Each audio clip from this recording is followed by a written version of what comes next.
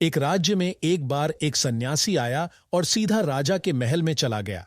उस सन्यासी की वेशभूषा को देखकर राजा के किसी भी सिपाही ने उसे अंदर जाने से नहीं रोका। वो सन्यासी सीधा राजा के दरबार में चला गया। सन्यासी को अपने सामने खड़ा देख राजा ने उनसे पूछा, आप कौन हैं और क्या चाहते हैं? सन्यासी बोला, मैं एक आध्यात्मिक गुरु हूं और प्रवचन देने के लिए दूसरे राज्य जा रहा था, लेकिन अब दिन ढलने को आया है तो मैं आज रात आपके महल में ही रुकूंगा। रात बिताने के लिए बस मैं थोड़ी जगह चाहता हूं। सन्यासी की बात सुनकर राजा बोला, ये एक राजा का महल है, कोई विश्राम स्थल नहीं जो आप यहां रात में रुकना चाहते हैं।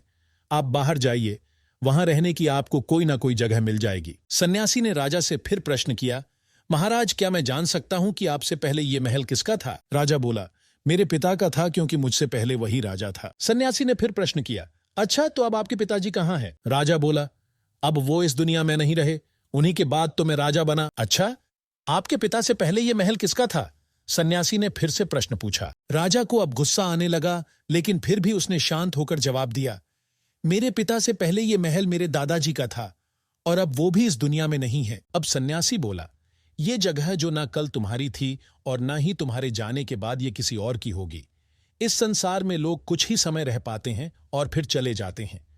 जहां हम अपना समय बिताते हैं वही हमारा विश्राम स्थल है। ना तुम इसे अपने साथ लेकर जा पाओगे, ना ही कोई और।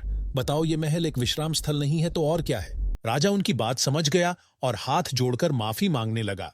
उसने सन्यासी को रुकने को जगह दे दी। दोस्तों, ये बात तो हम सभी जानते हैं कि इस संसार से हम कुछ भी लेकर नहीं जा सकते। खाली हाथ आए थे और खाली हाथ ही जाना है। जब तक इस संसार आप हैं तो मैं या मेरा इस चक्कर में ना पड़े।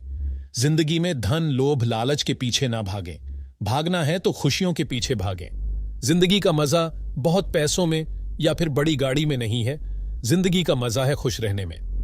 खुश रहो, क्योंकि दूसरे के पास चाहे बहुत पैसा है, लेकिन इस दुनिया से वो जाएगा खाली हाथ ही और उसके धन का भोग कोई और करेगा।